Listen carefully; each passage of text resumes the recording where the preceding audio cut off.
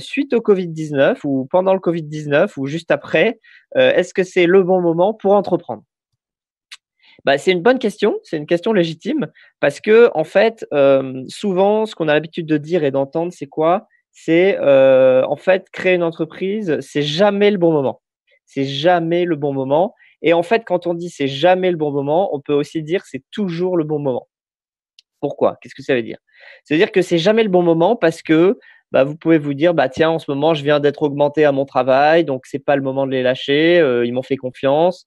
Ou alors en ce moment, bah, c'est pas le moment parce que je viens de me marier, je viens d'avoir des enfants, il faut que je reste salarié et cetera et cetera.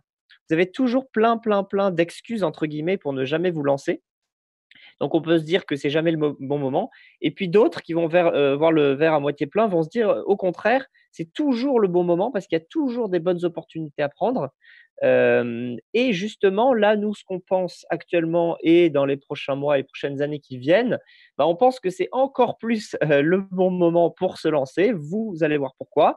On va vous le dire parce qu'on pense qu'il va y avoir un certain nombre d'opportunités à, saisir. Donc ce qu'on va voir, c'est, la crise économique du Covid-19. Bon, on va pas en parler trop longtemps, hein, je vais pas vous saouler avec ça parce que, vous avez tous la télé chez vous et vous en entendez parler toute la journée. Donc moi, je vais pas m'étendre sur la crise sanitaire, surtout que j'y connais rien. Par contre, ce que je connais un petit peu, c'est l'économie et on va, parler ensemble de, bah, selon nous, qu'est-ce que cette crise sanitaire veut dire en termes économiques? Et puis ensuite, on verra pourquoi se lancer en période de crise, donc maintenant et dans les prochains mois. Et puis ensuite, on fera un petit, zoom, un petit focus sur les secteurs porteurs, selon nous, dans lesquels on peut entreprendre en 2020, en 2021, mieux que dans d'autres secteurs. Alors, vous avez, bien compris, pour, la majorité d'entre vous, que cette crise du coronavirus, c'est évidemment une crise sanitaire, mais c'est aussi, une crise économique. Pourquoi une crise économique? Bah, parce que, il y a énormément de répercussions, de cette crise sanitaire sur énormément d'entreprises et donc qui dit répercussions sur des entreprises, dit répercussions sur des emplois, qui dit répercussions sur des emplois, dit répercussions dans la vie de tout le monde. Ça veut dire des gens qui vont potentiellement être au chômage, ça veut dire des gens qui vont, être en difficulté, ça veut dire et cetera et cetera. Donc on en a au minimum pour plusieurs mois devant nous. Encore une fois, je ne parle pas de la crise sanitaire, hein, j'y connais rien. Par contre, la crise économique, clairement, heu, au minimum pour plusieurs mois devant nous, voire plusieurs années. Certains observateurs, économistes et grands chefs d'entreprise, parlent plutôt de 1 an, 2 ans, de crise économique devant nous. Et donc c'est des gens qu'on peut écouter effectivement parce qu'ils ont eu raison, plusieurs fois, par le passé. Donc clairement, c'est pas une période, normale. Alors, voyons un petit peu les prévisions, à droite à gauche que l'on a pu, glaner, du côté de l'offre et du côté de la demande. Qu'est-ce que ça donne? Bah, ça donne clairement, il y a une unanimité des experts pour dire que il va y avoir une énorme hausse des faillites d'entreprises. D'accord? Les faillites d'entreprises, elles vont bondir. Elles vont bondir de 20-25 en 2020, peut-être, autant en 2021, en tout cas dans les mêmes eaux. Ça veut dire quoi? Faillite des entreprises, ça veut dire perte d'emploi, ça veut dire, beaucoup de chômage, évidemment, surtout dans les emplois précaires, mais pas que. Donc un chômage en hausse. Deuxième point du côté de l'offre, ça veut dire perte de la production. Perte de la production, évidemment, bah, pendant 2 mois, il y a pas eu de production, la production est à l'arrêt ou alors il y a de la production, mais elle est pas vendue. Donc toute cette production, tout ce temps qu'on perd pendant X semaines, X mois, bah, forcément, on le rattrapera pas. D'accord? Donc ça veut dire quoi? Ça veut dire que la trésorerie des entreprises, elle s'effondre. La trésorerie des entreprises, c'est quoi? C'est le cash qui est disponible sur le compte en banque de l'entreprise.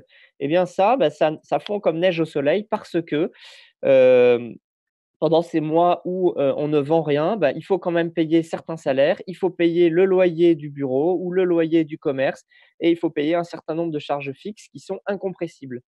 Donc ça veut dire que certaines entreprises n'auront plus assez d'argent pour faire tourner l'entreprise et devront mettre la clé sous la porte. Il peut y avoir aussi une pénurie de matières premières, à moyen terme. Alors aujourd'hui, ce que vous avez plutôt vu, c'est du pétrole qui s'accumule, des stocks de pétrole qui s'accumulent et dont le prix baisse. À moyen terme, ça peut être l'inverse, avec une pénurie de matières premières, donc une inflation, donc une hausse, une augmentation de certains prix. Du côté de la demande, Bah, clairement, on a compris que les entreprises vont geler tous les investissements. Ils vont geler une grande partie des investissements et une grande partie des embauches, d'accord? Donc ça veut dire chômage en hausse et ça veut dire, bah, les projets d'investissement sont reportés, donc forcément moins de, dépenses qui sont bénéfiques à l'économie.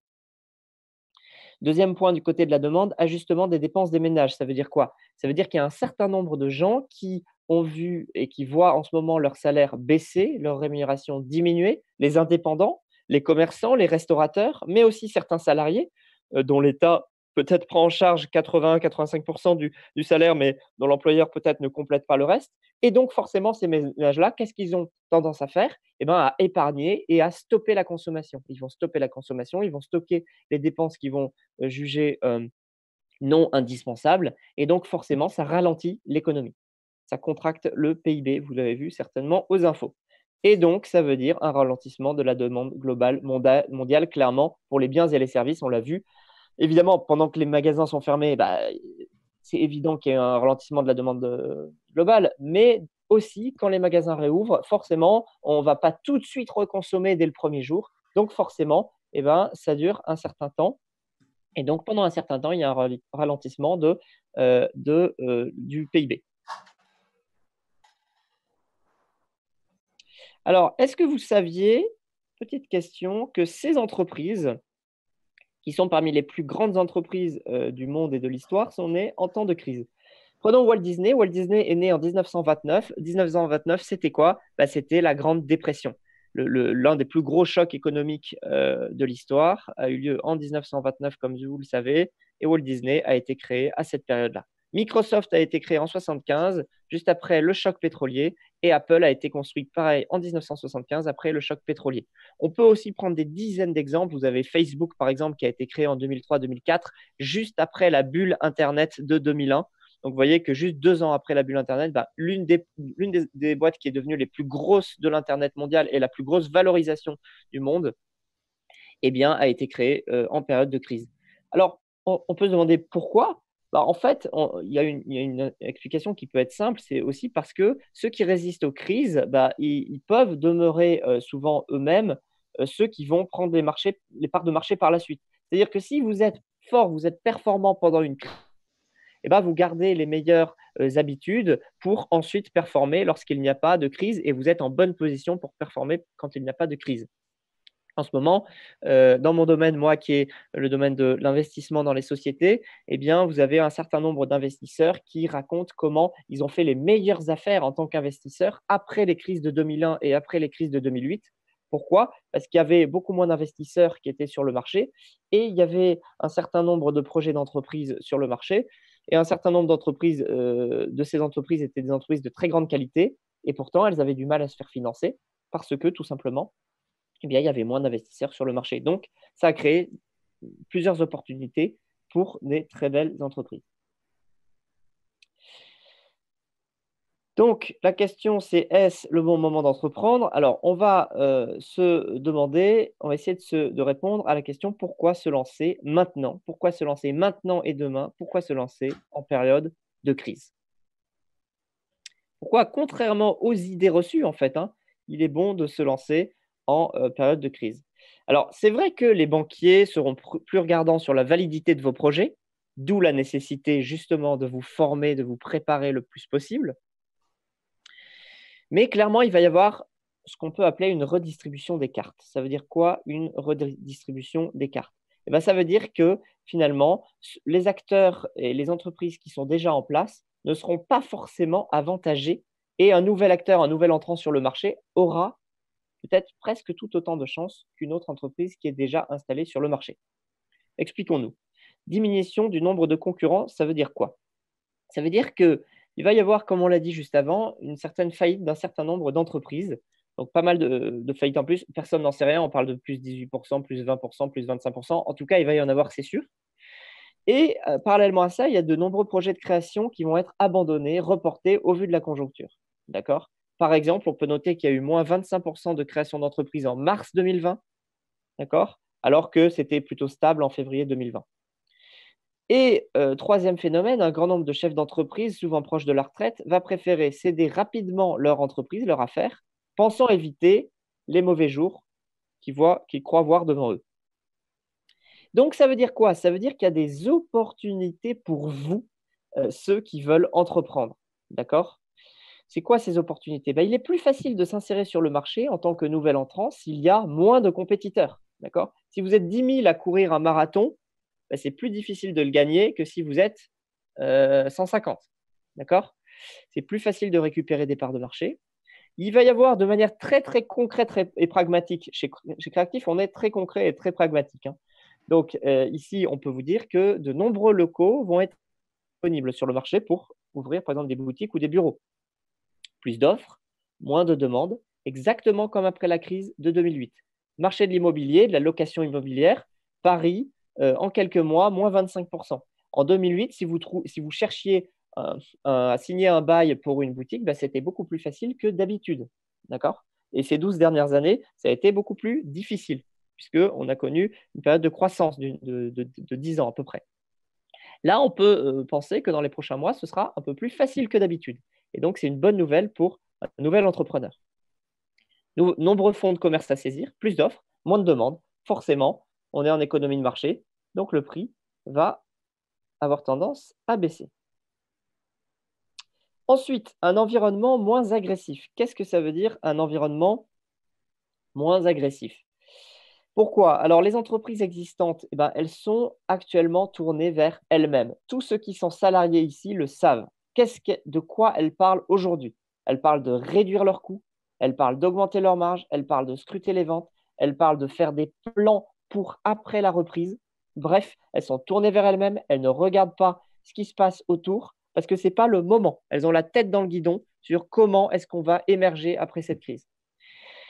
Qu'est-ce qui se passe aussi? Bah, ils ne regardent pas forcément ce que vous faites vous pendant la crise. Ils ne vous considéreront pas comme un concurrent dont il faut se méfier avant au moins quelques mois, voire quelques années.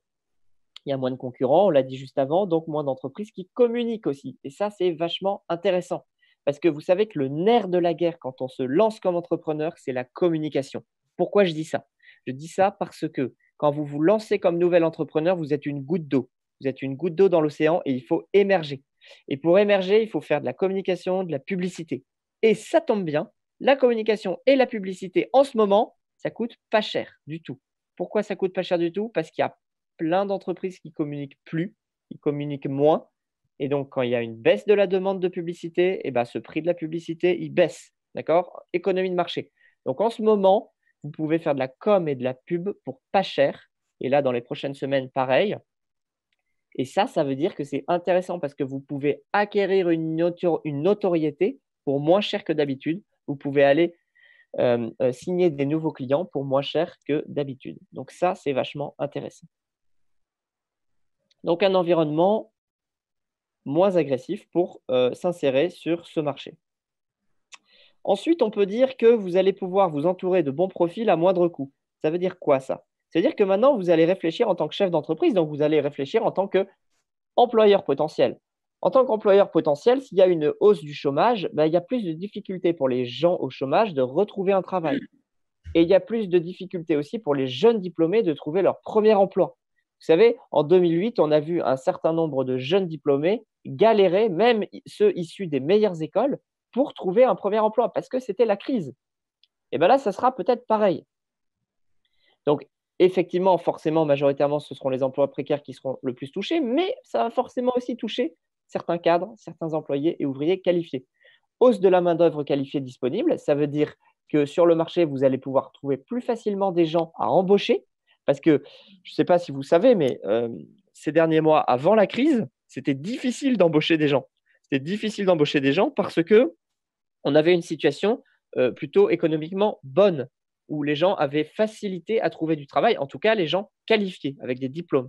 Aujourd'hui, ces gens vont avoir un peu plus de mal à trouver un emploi, et donc ils vont être prêts à revoir éventuellement à la baisse leurs prétentions salariales. Et ce qui va baisser aussi, c'est le temps pour recruter quelqu'un et le coût pour recruter quelqu'un.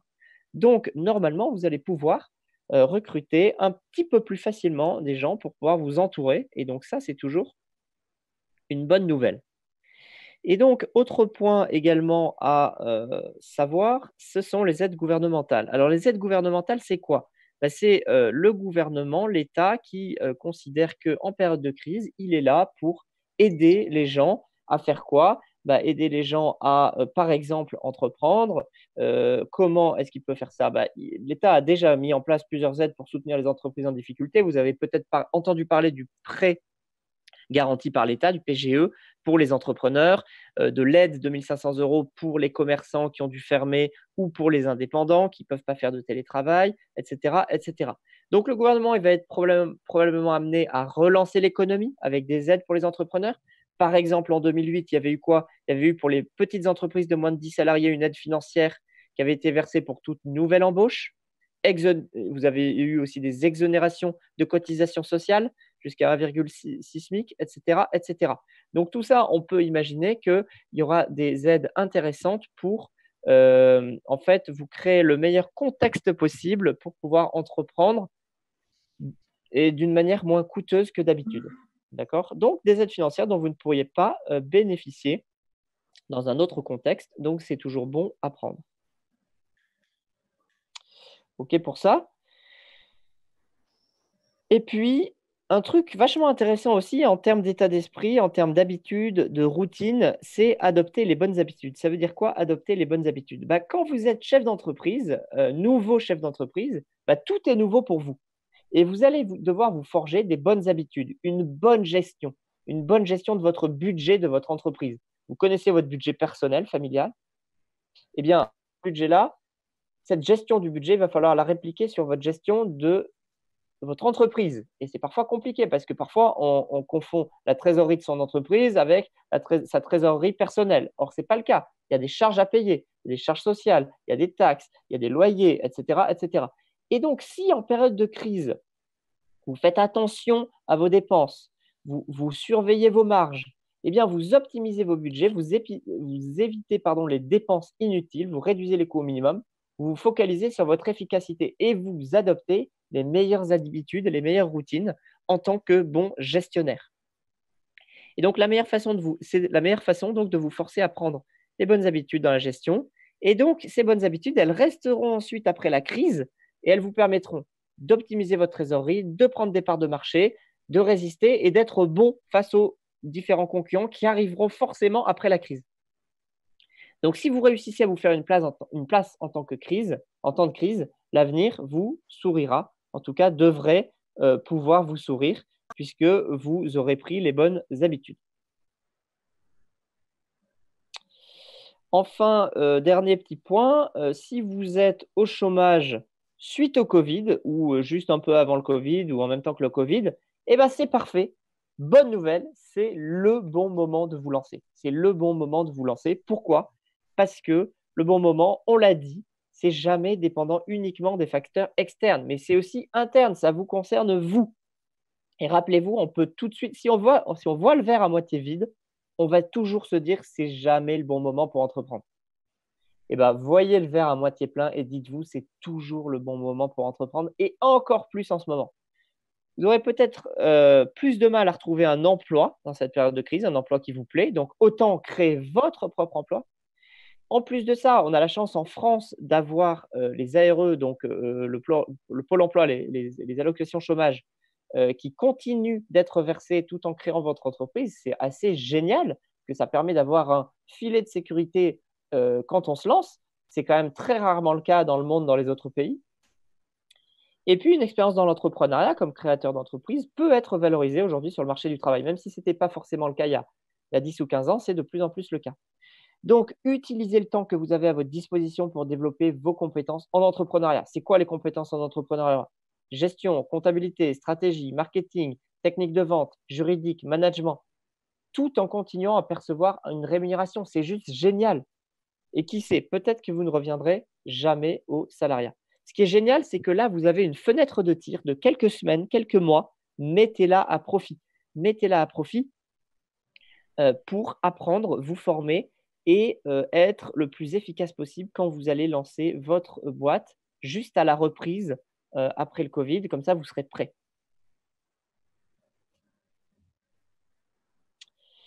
Donc, en bref, si on doit résumer, bah, lancer votre entreprise en période de crise vous coûtera probablement moins cher qu'en temps normal. Donc ça, c'est top. Vous avez un peu plus de temps, vous avez un petit peu moins de coûts. Maintenant, il ne vous reste plus qu'à faire quoi? Trouver le bon secteur d'activité pour vous assurer des rentrées d'argent régulières. Comment est-ce qu'on fait ça? On observe les nouvelles tendances, on bâtit une notoriété pour construire une véritable machine à long terme de génération de chiffre d'affaires. Alors, tout de suite, on va passer justement en lien avec cette question au secteur porteur. On a ici listé un certain nombre de secteurs qui nous ont paru porteurs chez Créactif.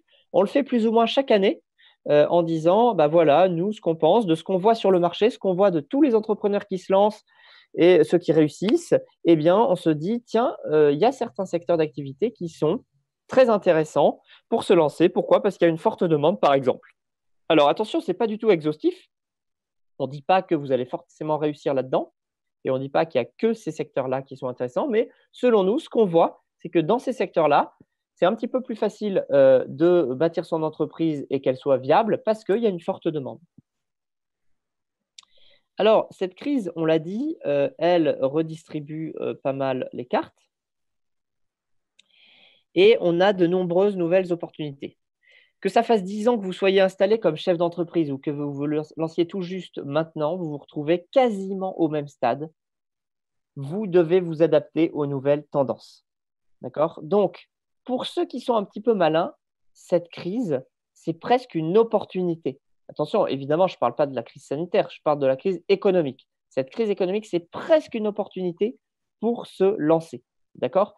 En toute période, quand il y a de la très forte croissance ou quand il y a de la très forte décroissance, on trouve des entrepreneurs qui créent des boîtes qui fonctionnent et des boîtes qui se plantent. Il y a des boîtes qui fonctionnent, il y a des boîtes qui se plantent, et ces boîtes-là, on les trouve en période de très forte croissance et en période de décroissance. Donc, il n'y a pas de règle. Ne pensez pas que parce que en ce moment, le PIB chute, parce qu'il y a une crise, etc., que vous n'allez pas réussir à faire de croissance. C'est faux. C'est faux. Ce sera peut-être difficile, mais c'est forcément toujours difficile. C'est toujours difficile de générer ses premiers milliers d'euros de chiffre d'affaires. C'est toujours difficile de trouver ses premiers clients. D'accord? Donc, ne pensez pas que c'est forcément beaucoup plus difficile que d'habitude. Pensez qu'en ce moment, la compétition va être un petit peu moins rude, un petit peu moins difficile. Donc, ça, c'est plutôt un bon. Alors, je vais vous proposer juste maintenant de répondre à deux petites questions. Donc, en vous connectant sur ce site que j'affiche ici, kahoot.it. Donc, je vous invite à vous connecter en parallèle à kahoot.it, Kahoot.it, et à rentrer le code que je vais vous donner, que je vais vous afficher tout de suite. Et en entrant le code, vous allez pouvoir avoir accès à des questions et on va voir un peu quelles sont vos réponses sur ces questions. Alors, je vous laisse vous connecter au site et puis je vais vous donner le numéro. Une petite minute.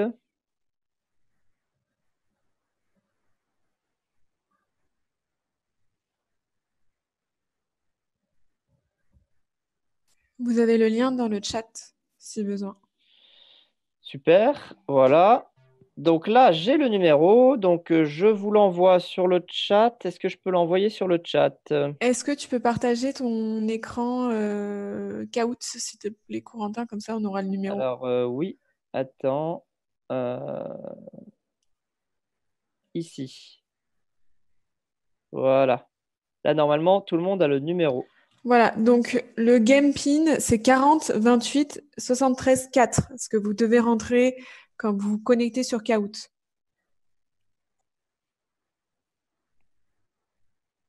Super, on a plein de gens qui sont connectés. Ça arrive, ça arrive, ça arrive. Plein, plein, plein de gens qui arrivent.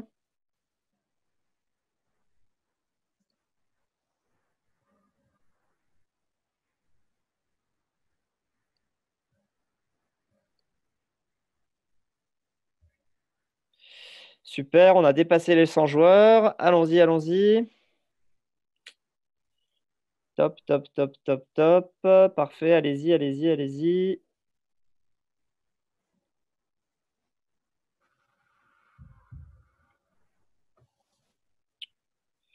Ok. Encore quelques secondes et puis on va afficher les questions.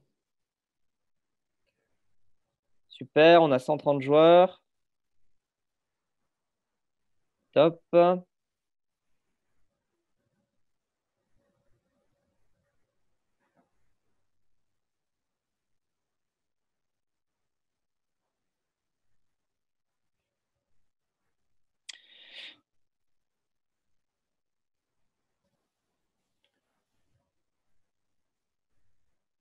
Ok, Lisa, on va y aller? Oui, oui, vas-y.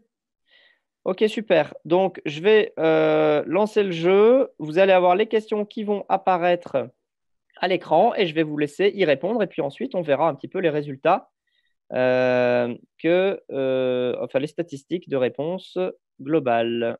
Allons-y.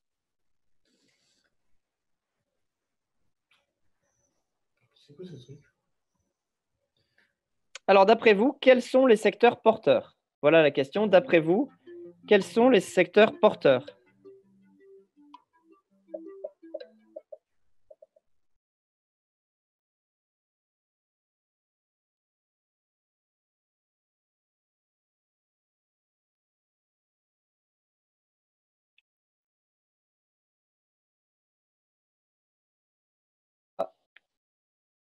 Très bien. Alors, il y a Plus que 7 clairement un secondes. secteur qui est beaucoup plus gros que les autres. Donc, apparemment, il y a plein de gens qui ont répondu la même chose. Donc, c'est bien.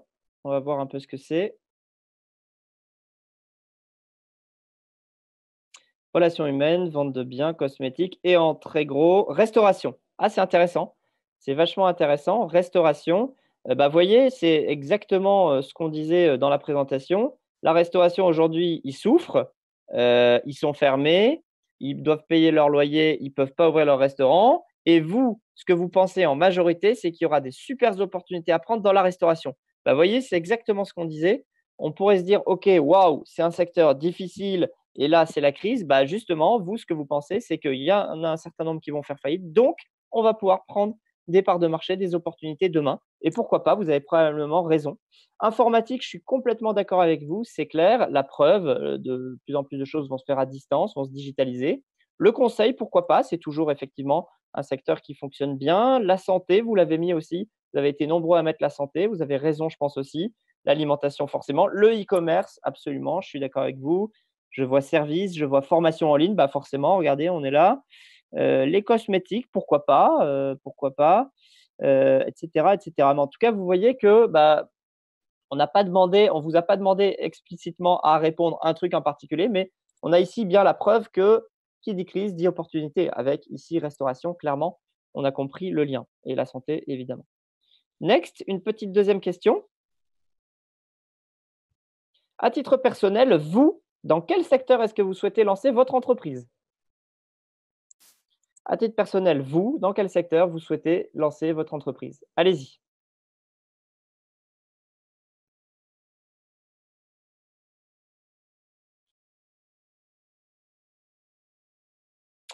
Pareil, il y a une thématique qui se dégage à fond.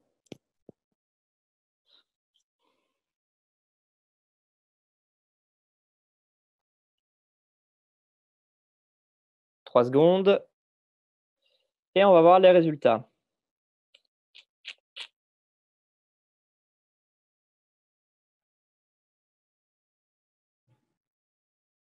Et bien justement, la restauration. Donc, c'est vachement intéressant parce que ce qui se passe ici, c'est quoi? C'est que vous vous dites: «OK, il va y avoir des opportunités à prendre et donc moi, je vais me lancer dans, un secteur qui me paraît opportun, qui me paraît, en croissance en tout cas demain, qui sera la restauration». Alors évidemment, donc ça, c'est une très bonne attitude, hein, très intelligente en tant qu'entrepreneur qui va saisir les opportunités. Gardez juste à l'esprit un truc, c'est attention, est-ce que vos compétences, sont en rapport avec votre projet? Qu'est-ce qu'on voit d'autre? L'informatique, pareil, le commerce, le e-commerce, pareil. Est-ce que vous avez la connaissance et les compétences pour vous lancer là-dedans? Même si c'est des bonnes opportunités, il faut quand même, que dans les associés de votre entreprise, il y ait un certain nombre de compétences en lien. Le tourisme, vous avez raison, parce que ça repartira forcément un jour. Donc, OK, le conseil, la décoration, la coiffure. Effectivement, il va falloir bientôt aller chez le coiffeur. J'ai pris rendez-vous moi-même pour la semaine prochaine. Les loisirs, le textile, la pâtisserie, le conseil, le BTP, bien sûr. On a un certain nombre de choses. Donc, vous voyez que réfléchir en tant que chef d'entreprise, c'est réfléchir aussi en termes d'opportunités, mais aussi en termes de est-ce que j'ai tout ce qu'il faut pour réussir dans ce domaine-là. D'accord? Alors attendez, je vais faire une petite capture d'écran. Voilà, hop,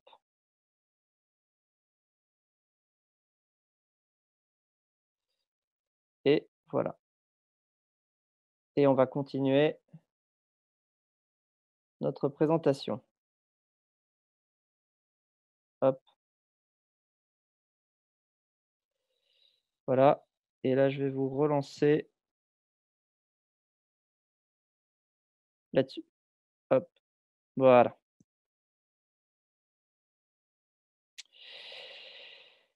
OK, donc on a vu que certains secteurs sont des valeurs sûres. Ceux qui répondent aux besoins de première nécessité comme l'alimentation. Vous avez certainement discuté ces dernières semaines avec votre boucher, avec votre primeur, avec votre poissonnier, avec, celui qui tient votre supérette et cetera et cetera. Qu'est-ce qu'ils vous ont dit? Ils vous ont dit que leur chiffre d'affaires, il avait explosé. Il était en super croissance. Pourquoi? Bah, parce qu'il n'y a plus que eux qui sont ouverts. Il n'y a plus que eux qui sont ouverts, donc forcément, le midi, on mange plus au restaurant, on s'achète plus de de sandwich pour manger au bureau puisqu'on n'est pas au bureau, en tout cas pour la majorité d'entre nous. Donc forcément, qu'est-ce qui fonctionne? Bah, l'alimentation, traditionnelle. Donc avantages, ils sont pérennes, inconvénients, la concurrence est rude. Et qui dit concurrence rude dit les marges petites. Plus vous allez dans un secteur où la concurrence est rude, plus c'est difficile et plus les marges sont petites. Donc c'est moins risqué, mais ce n'est pas forcément toujours les meilleures opportunités. Ensuite, vous avez certains secteurs, au contraire, qui sont mis à l'épreuve rudement pendant cette crise, comme la restauration. Avantage, la concurrence sera moins rude et ça, vous l'avez bien compris puisque vous l'avez mis dans le caout, donc c'est intéressant. Les inconvénients, attention, ça nécessite une vraie innovation répondant aux nouveaux besoins du consommateur. Ça veut dire des opportunités à saisir, mais, et ça c'est vrai pour tous les projets d'entreprise, sachez vous différencier. Sachez vous différencier. Parce que si demain vous lancez un restaurant qui est le même que celui d'à côté, bah ouais, ça va peut-être marchoter, mais ça cartonnera pas. Si vous voulez cartonner, vous devez vous différencier. D'accord? Et ça, c'est valable pour les restaurants, mais c'est valable pour tous les autres business. Alors, pour terminer, cette première conf, on peut dire que les crises bouleversent notre quotidien et font apparaître de nouvelles tendances. Donc à vous de saisir ces nouvelles opportunités. Donc le conseil, c'est soyez à l'écoute des consommateurs. Soyez à l'écoute des consommateurs, regardez ce qui se passe autour de vous et adaptez-vous. On va essayer de balayer un petit peu quelques secteurs qui nous paraissent intéressants pour entreprendre en ce moment et après le Covid. La technologie, ça nous paraît forcément intéressant. Pourquoi ça nous paraît intéressant? Parce qu'on parle de transformation digitale des entreprises, parce qu'on parle de mobilité, de travail à distance, la preuve aujourd'hui. On parle beaucoup d'assistants numériques digitaux, on parle beaucoup d'intelligence artificielle, on parle beaucoup de développement informatique. Aujourd'hui, si vous vous formez en développement informatique sur quelques mois, quelques années, vous accédez tout de suite à des opportunités à la fois en termes d'emploi, mais aussi à votre compte en tant que freelance, en tant qu'indépendant, développeur informatique indépendant. Aujourd'hui, il gagne super bien sa vie. Tout simplement, il y a des super opportunités pour utiliser la technologie dans un métier traditionnel, pour être plus efficace que les concurrents. Ça, c'est une super piste. Vous prenez un métier le plus traditionnel possible, mais vous le faites de manière plus moderne que les autres, avec des outils numériques beaucoup plus puissants. Vous êtes plus efficace, plus rapide. Et ça veut dire quoi? Plus efficace, plus rapide quand on est à son compte, ça veut dire qu'on gagne mieux sa vie, ça veut dire qu'on a de meilleures marges, ça veut dire qu'on est plus efficient. D'accord? Ça, c'est vraiment une piste à explorer. Les métiers traditionnels, qui sont pas très numériques, vous arrivez, vous utilisez tous les outils modernes et numériques et bim, vous êtes meilleur que les autres. et ce n'est pas si difficile à faire. La santé, évidemment, forcément, vous l'avez beaucoup cité dans le sondage juste avant, plus particulièrement le secteur de la e-santé. Les services aux particuliers, vous le savez bien, ça fait des années que c'est le cas. Vous avez vu l'explosion des téléconsultations, des consultations à distance. Tout ce qui est information médicale, évidemment, sur Internet, les médias, etc. Donc, il y a eu énormément de sociétés qui se sont lancées ces dernières années. Il y a eu des sociétés qui sont devenues des très grosses sociétés en seulement quelques années. On pense par exemple à Doctolib. Doctolib est passé en quelques années d'une toute petite société où ils étaient juste 3 ou 4 dans la société à une entreprise où ils sont des centaines d'employés et ou voire des milliers et qui est valorisé plus d'1 milliard d'euros aujourd'hui. Donc, c'est clairement un secteur où il va y avoir de nombreuses opportunités à prendre pour ceux qui connaissent ce secteur, parce que c'est quand même un secteur particulier et qui sont quand même un minimum formés dans ce secteur. Le e-commerce, évidemment, je ne vais pas vous raconter ça plus que mesure puisque vous le savez. Ce qu'il faut bien comprendre, c'est que ces derniers temps, ces 20 dernières années, il a été en croissance chaque année, ce secteur du e-commerce. Alors même si effectivement le e-commerce, ça ne représente que 10 ou 15 ou 20 de tout le commerce global, tout le commerce physique. 10, 15, 20 c'est pas beaucoup. Sauf que chaque année, ça croît. Chaque année, ça croît. D'accord? On est parti de 2 ou 3 pour passer à 5, à 10, à 15, à 20 voire 30 dans certains secteurs. Donc, ça ne fait que croître. Donc, vous pouvez vous mettre dans un secteur qui croît et suivre le train en marche, prendre le train en marche. D'accord? Imaginez aujourd'hui la différence en temps de Covid entre un commerçant, entre un magasin qui fait du e-commerce et un autre qui n'en fait pas. Leur exposition à la crise, elle va être complètement différente. Nous, chez Créactif, on connaît plein d'entrepreneurs puisqu'ils viennent se former chez nous. On en connaît qui n'ont pas d'activité e-commerce et on en connaît qui ont une activité e-commerce. Et ceux qui ont une activité e-commerce s'en sont bien mieux sortis ces dernières semaines, évidemment. D'accord? Et ce qu'on peut voir aussi, c'est ceux qui sont réactifs et qui ont su pivoter rapidement, même s'ils ont un commerce physique, ils ont su mettre en place de la livraison à domicile qu'ils ne faisaient pas avant, par exemple. Et ça, c'est intéressant. Et ça, quand on est entrepreneur, il faut s'attendre à ça, à être réactif et surtout à faire évoluer son business en permanence par rapport à ce qui se passe sur le marché. Après le e-commerce, on a quoi? On a forcément un secteur qui est la propreté, l'hygiène. Pourquoi? Parce que c'est un secteur qui est en ce moment assailli par la demande. Pareil, chez Créactif, on connaît des entrepreneurs qui sont passés par chez nous et qui ont monté des entreprises dans le nettoyage très particulier, nettoyage uniquement d'entreprise, nettoyage peut-être dans certains secteurs de niche avec des produits écologiques, made in France, etc. Rappelez-vous toujours cette différenciation. Eh bien, ces gens-là, aujourd'hui, évidemment, ils cartonnent puisqu'ils sont appelés par beaucoup plus de prospects que d'habitude pour venir désinfecter des lieux de travail, etc. Vous avez tout ce qui est green business, évidemment, vous connaissez ça très bien, vers une économie durable, proposer de plus en plus de produits et de services avec de moins en moins d'impact CO2 que ce qui est sur le marché. Euh, on a vu, par exemple, récemment venir se former chez Créactif une personne qui a lancé un site qui compare les véhicules électriques. Et c'est une très bonne idée, il n'y avait rien sur le marché. Et là, lui, il arrive avec un site qui compare tous les véhicules, au début hybrides et puis maintenant électriques. Et donc, il prend une commission sur les ventes de véhicules électriques. Donc, très malin, pourquoi pas. Et puis, en mode aussi conseil, consulting, vous pouvez aussi aider les entreprises à baisser leurs émissions de CO2 si vous avez certaines compétences dans ce domaine. Le service à la personne, on a un petit peu parlé tout à l'heure plus haut, notamment auprès de la Silver Génération, lutte contre l'isolement, tout ce qui est transport, tout ce qui est soins, tout ce qui est confort, tout ce qui est matériel médical, tout ce qui est innovation aussi, puisque vous avez vu ces dernières années, il y a eu plein d'innovations dans la petite enfance avec Montessori et toute cette vague de nouvelles méthodes pour garder les enfants, forcément, il va y avoir aussi des innovations à venir pour les seniors. D'accord? Alors, ce ne sera pas forcément Montessori, ce sera peut-être d'autres choses, mais forcément, il va y avoir aussi des innovations dans ce secteur-là. À vous d'en profiter et de les prendre.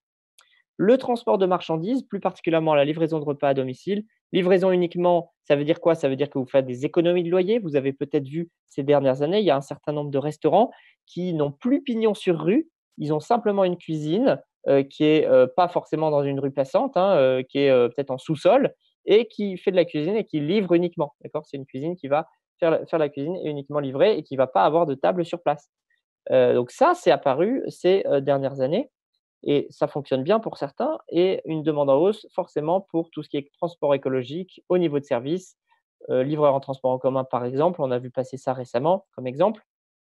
Pourquoi je cite tous ces exemples? Encore une fois, vous avez compris, il faut vous différencier, il faut trouver votre niche. Enfin, l'industrie, le Made in France, production à haute valeur ajoutée, comme la Suisse le fait depuis des décennies, production de niche, industrie et artisanat, logiciel d'optimisation de la production, c'est très couru en ce moment, consulting, peut-être pour rapatrier une certaine partie de la production en France, pourquoi pas. En tout cas, c'est clair que c'est dans la tendance. Je crois qu'on en a fini avec, cette conférence, notamment au niveau de l'horaire. Si on veut, continuer à être un peu à l'heure, au cours de la journée, on va s'arrêter là. Si vous avez aimé cette conférence, vous pouvez retrouver toutes nos formations sur tous ces thèmes, sur le site web de Créactif. Vous pouvez aussi, évidemment, prendre un rendez-vous avec, plusieurs personnes de chez Créactif. Un rendez-vous, un diagnostic gratuit de 15 minutes pour analyser votre situation et déterminer un peu un parcours de formation pour vous en entrepreneuriat pour vous lancer. Voilà, merci à toutes et à tous de votre attention. Je vais laisser la parole à Lisa. Alors, on reste avec toi, Corentin, un petit peu. On va prendre un petit peu sur la pause pour répondre aux questions parce qu'il y en a eu pas mal pendant ton intervention. D'accord. Donc, tu en as eu plein dans le chat. Il y en a notamment eu un de Hugo, une question de Hugo. Les banques ne sont-elles pas trop frileuses à l'idée de suivre de nouveaux entrepreneurs en cette période? Alors oui, c'est une très bonne question. Oui, clairement, il va falloir moins compter sur les banques que d'habitude. Cependant, ce qu'il faut bien comprendre aujourd'hui en France, c'est qu'on a la chance, on a vraiment la chance d'avoir quelque chose qui s'appelle la BPI, la Banque publique pour l'innovation, je crois. Et donc, quand vous arrivez avec un projet un petit peu innovant et que vous apportez, par exemple, je vais dire n'importe quoi, 10 000, 15 000 euros dans votre capital, eh bien, vous avez possibilité d'aller chercher la même somme, peut-être 10 ou 15 000 euros, voire même parfois un peu plus, auprès de la BPI, si vous arrivez à leur prouver que votre projet, il est innovant. Et innovant, ça ne veut pas forcément dire que technologiquement. Il est différenciant, il apporte de la nouveauté, une belle proposition de valeur sur le marché. Eh bien, vous pouvez aller trouver des subventions ou des garanties de prêt chez BPI. Donc, effectivement, les banques vont être plus frileuses, mais on a quand même la chance d'avoir la BPI. Et frileuses, ça ne veut pas forcément dire qu'elles vont tout arrêter non plus. En ce moment, un certain nombre de banques jouent le jeu avec le prêt garanti par l'État. Un certain nombre ne jouent pas le jeu, mais un certain nombre aussi jouent le jeu, rappelez-vous, hein, on peut voir le verre à moitié plein. Donc allez-y et de toute façon, si votre première année en tant qu'entrepreneur ou votre deuxième année en tant qu'entrepreneur, vous arrivez à rentabiliser votre société, bah, vous inquiétez pas, les banques, elles vous prêteront. Si votre société elle est rentable, ils vous prêteront. Alors, il y a Wesley qui dit que les taxes vont augmenter, les coûts et les taux d'intérêt des banques aussi. Du coup, Alors, est-ce que vraiment tu penses qu'on doit lancer son entreprise en ce moment? Alors, tu as raison. Alors, tu as raison d'une certaine manière. En fait, ce qui va augmenter, c'est les taxes au niveau personnel. Au niveau personnel. Ça, c'est effectivement fortement envisageable que ça va augmenter au niveau personnel. Par contre, on peut se dire que les taxes au niveau des entrepreneurs, des chefs d'entreprise, des entreprises, elles vont pas forcément augmenter parce qu'il va falloir relancer la machine économique. Et s'il faut relancer la machine économique, bah, il faut moins taxer. Il faut pas, en tout cas, il faut pas taxer plus les entreprises. D'accord? Parce qu'on veut qu'il y ait de plus en plus d'économies qui soient lancées pour de plus en plus d'emplois, etc., etc. Donc, tu as raison au niveau personnel, peut-être. Donc, c'est encore un argument pour se lancer. Parce que si tu restes salarié au niveau personnel, tu seras plus taxé. Et peut-être que si tu te lances comme chef d'entreprise, tu pourras bénéficier de certaines aides qui feront qu'au final, tu seras un peu moins taxé. Il y a une autre question, notamment sur d'autres secteurs. Alors, du coup, comment va se passer le secteur du sport, fitness ou par exemple de la danse? On peut même élargir à tout ce qui est culturel. Selon toi, comment ça va se passer après la crise? Bah, ce genre de secteur-là, je pense que ce qui va être difficile, c'est que c'est forcément des secteurs où on est en lien les uns avec les autres, hein. On est dans des petits espaces, donc on est en lien avec les autres. Donc ça veut dire que ça va mettre plusieurs mois à redémarrer, c'est clair. Ça va pas redémarrer avant 2021, on est clair. Par contre, justement, on met à profit cette période-là pour peut-être, si ton projet, par exemple, c'est d'ouvrir une salle de sport, je ne sais pas, c'est peut-être de peaufiner ton projet, de préparer ton prévisionnel, de te former, etc., pour être prêt le jour J à ouvrir en 2021, en 2022, une fois que justement tout le monde sera prêt non seulement à ouvrir, mais aussi que les consommateurs seront prêts à revenir. Parce que psychologiquement, au début, peut-être qu'ils ne seront pas encore prêts à revenir. Donc forcément, il va falloir attendre un peu pour ce genre de métier. Il y a une autre question concernant le secteur de la formation, typiquement un centre de formation ou que ce soit un formateur indépendant. Est-ce que ça sera un secteur porteur?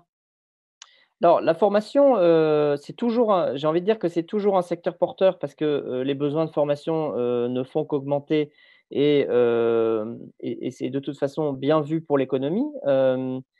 Donc oui, alors je dirais oui, évidemment, plutôt à distance, qu'en présentiel.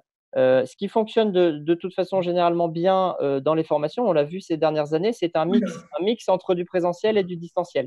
D'accord?